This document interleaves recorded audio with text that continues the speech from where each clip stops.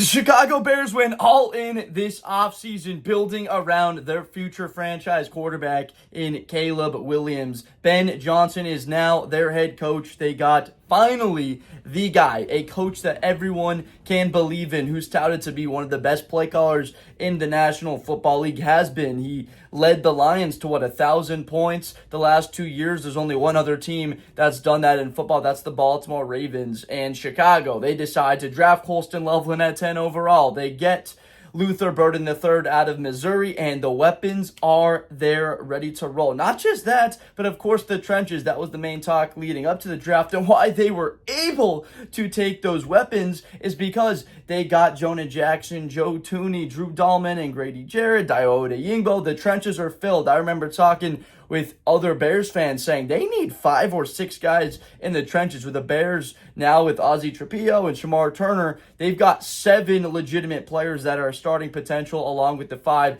that I previously mentioned they picked up in free agency, as well as the trade, of course, for Joe Tooney. So let's look at it. How is this going to materialize? What will it be for the Chicago Bears 2025 season? This is the look ahead preview and the predictions. Well, they start off the year week 1 at home, Soldier Field. Jim Cornelison for the singing of the national anthem against the Minnesota Vikings. This is not the Minnesota team from last year. When the starting quarterback leaves and Sam Darnold, his Cinderella run, this is a first-year starter, J.J. McCarthy making his first starts at Soldier Field with the air raid siren going off on third downs. This is a game I think the Bears win 24-17, leaning on the trenches, getting Deandre Swift going, having Caleb get the ball out of his hands quickly. You have to do that against a Brian Flores-led defense. Understand this. Going up through the middle of the field is going to be tough, and just hand it off to Deandre Swift. Look for a lot of run-pass option with Caleb, and looking at Colston Loveland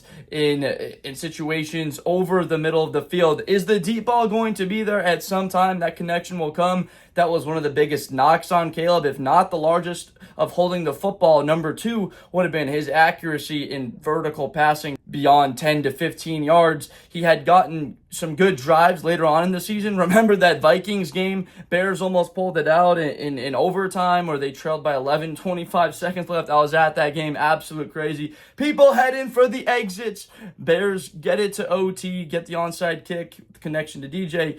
But moving on after that week 1 win against Detroit. Understand that roster is so good, but we get to see a great matchup already earlier in the season. Ben Johnson faces his former team, the Detroit Lions, and Jared Goff. He might have a thing to share with new defensive coordinator Dennis Allen about how to work through Goff. The Bears, they understand, I'll say that, how to play a defensive style. Obviously, the Lions play a bit different than what they did in 2018, already 7 years ago, and how they shut him down. And that was a different style of offense, but not all that dissimilar to what the Lions currently run. Of course, the threats that Detroit possesses, and Jameson Williams, Amon-Ra St. Brown, believe that will be a little bit too much for Chicago, and again, because of Jahmyr Gibbs and Montgomery running against the Bears, have a Lions win 26-23. Tough matchup on the road at Ford Field. Before they come back to Soldier Field, third game of the year, I have a loss to Dallas, 30-21. That Pickens, these teams that Chicago faces with great duos and not just like one great threat down the field. Most teams do have the 2 guys on the outside that pose threats, and a lot of these teams have great backs out of the backfield catching the football and good tight ends now. The league is very balanced, especially with the teams of course, that run the ball well and are able to create play action off of it like Detroit can. But Dallas with Pickens, that's a tough out. Week 4, I've got them with a win before the bye week at the Raiders, 32-17. Have to stop the run first. Get Ashton Jeanty onto the ground, which could be one of the tougher things to do in football. Of course, it was for people in college football last year. Just ask FCS football as well as Power 4 in the matchup against Oregon, where Boise almost beat Oregon. Against Penn State, Jeanty should have had negative yards rushing in that game against that defense with Abdul Carter and Deni Dennis Sutton, and he wound up with almost 100. Incredible fight from him against a better football team, but a win against the Raiders for Chicago. Caleb Williams gets his first 30-point scoreboard performance on the year as an offense on that going into the bye week, which is huge because they do need momentum going into what I believe to be the biggest game of the year. You can mention this, the Packers, obviously ones that you want, but at the Commanders, this is going to decide in week 6 on Monday night. Caleb, of course, 0-1. That was the game that derailed the entire year. They were flying high, feeling good. Of course, there were wins against Carolina, wins against Jacksonville, not great opponents. The Rams without Nakua and Cooper Kupp on that string, that run of three wins in a row, which might have inflated the confidence, but having inflated confidence as a quarterback is not always a bad thing, especially when you're heading into a tough matchup against the Commanders. And he played very well in the fourth quarter. The rest of the game, not so much. But at the Commanders, Caleb was taken first. Jaden was taken second. If he drops to 0-2 on the year,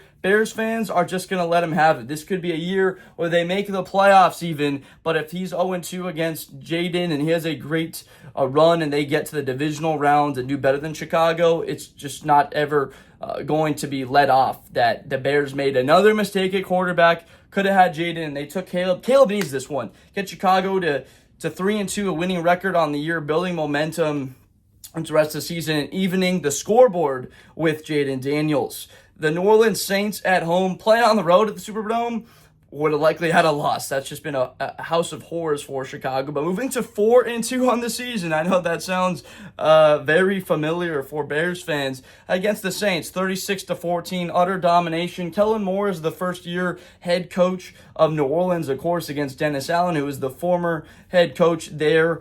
Dennis is going to be that element of leadership to Ben Johnson doing it for the first time, where he can put the defense and versatility, make it very tricky for the rookie and Tyler Shuck, even though his age is older than maybe 5-6 quarterbacks in the NFL at this point, as well as I don't think we'll see Spencer Rattler, but it'll likely be Tyler Shuck and Alvin Kamara. That looks to be an easy win for Chicago.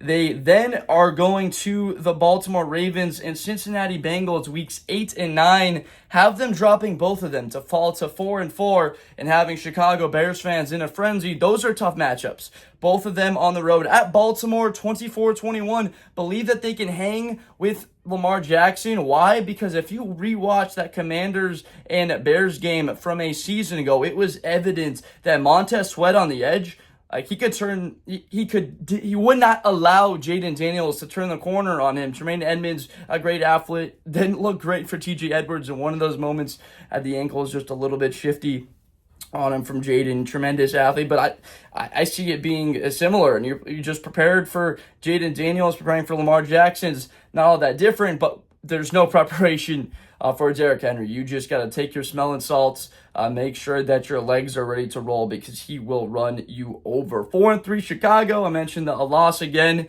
at Cincinnati. It's funny for me. You see the Bears stuff in the background. Obviously a big Bears fan, also a Buckeye fan. And the Buckeyes play against Penn State in Columbus this Saturday before this game, November 1st.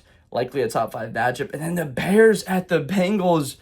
I don't know yet. If I'm mentioning players that are factors, I want you to know this. I currently am recording this video several weeks before you are watching it, because when you're currently watching it, I am going to be in Tanzania, Africa. I'm going there to see the Great Migration, and that explains why I might be speaking of players that unfortunately might not be on the field for a couple of these games due to injury or other things. So we got a trip to Africa, but I haven't booked the trip out to Cleveland yet for that. Might just have to. The Bears losing 29-24, of course. In my opinion, the best duo at wide receiver in football. Bears have a number of those tough matchups, of course. Jamar Chase and T. Higgins for them, and Joe Burrow processes information at an incredible high level. A Week 10 home game against the Giants gives the Bears a bit of a breather, 23-10. They're able to go against a team that's led by veteran quarterbacks in Winston and Russell Wilson and a very good defensive line. But outside of Malik Neighbors on offense, there's not a whole lot of bang and bite there. mainly for New York. I'm a bit concerned with the true development of Jackson Dart because of their schedule. Believe at this point, New York is on a trajectory where like their schedule is so tough that they could be lacking confidence. The Chicago win 23-10, moving them back in the win column to 5-4 before a road game at Minnesota. It always flip-flops a bit that way against the Vikings. Is they win at home, they lose at Minnesota. Have them losing to the Vikings 26-14. J.J. McCarthy could be putting it together a little bit more so. 14 points against a Brian Flores defense that figures out something from that first game against Ben Johnson's offense. And Caleb, hopefully there's not any injuries on either side and the offensive line remains intact. Of course, that's why you took Trapillo, because of a little bit of the depth that he can add on the offensive side of the ball. Of course, with Chicago and that rotating interior of the defense with Gervon Dexter, Grady Jarrett, Shamar Turner, I've talked about from Texas A&M. People are crazy high about him because of his high motor and just straight line, pure aggression that he plays with. And there, of course, Andrew Billings, a fan favorite of many, a win against the Giants and then a loss against the Vikings, moving them to 5-5. Before who comes to town? The bad man, the Wicked Witch of the North, Aaron Rodgers. That's a win against Chicago. I'm going to be at this game, of course. How could I miss it? It's the Sunday before Thanksgiving. The Bears get a win, 20-17, move themselves to 6-5 on the season, beating Aaron Rodgers for the last time. Haven't been a lot of times that they have done it. Frankly, I don't want to talk all that much about A-Rod. He's broken myself and probably a lot of your hearts all too many times, but this one goes differently. Chicago gets the win against Pittsburgh, able to shut down the run game with Caleb Johnson, Jalen Warren, and then DK Metcalf. I love it, Jalen Johnson, DK Metcalf. These boys, along with Stevenson, were getting into it. My gosh, it was fun, and that was one of the weaker matchups of the year, Chicago and Seattle, but Caleb did have some flashes late in that game.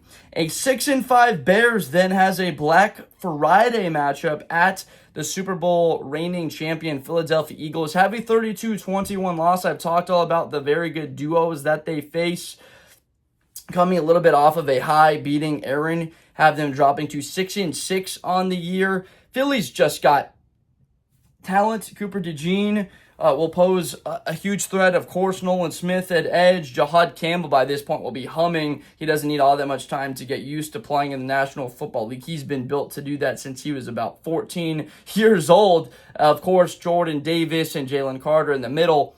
Bears passed on Jalen Carter, traded back, and then took Darnell Wright, and likely don't see a pure matchup between the two because Carter's typically on the inside.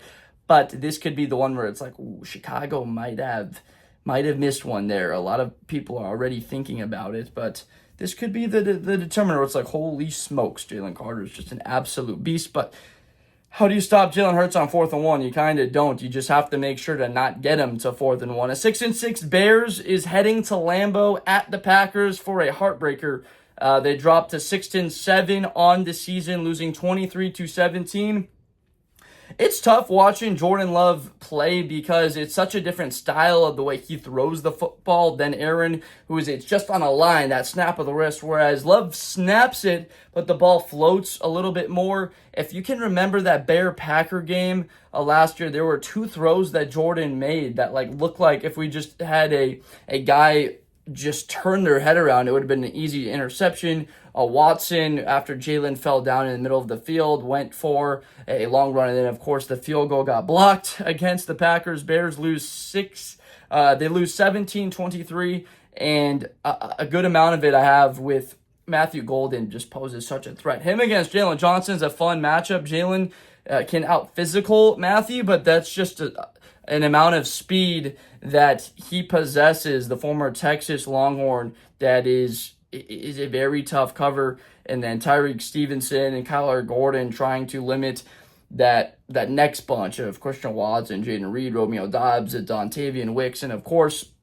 the front lines responsibility to stop Josh Jacobs. Have them getting back to 500, 7-7 on the season with a win against the Cleveland Browns at home back at Soldier, 25-19. This game's going to be closer than Bears fans want. The season will be on the line, but they pull out a win. Who will the quarterback be?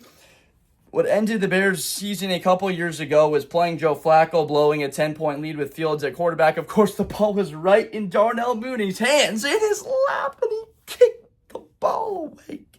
Still gets to you because that Bears team was flying around. Have them getting a win, 25-19.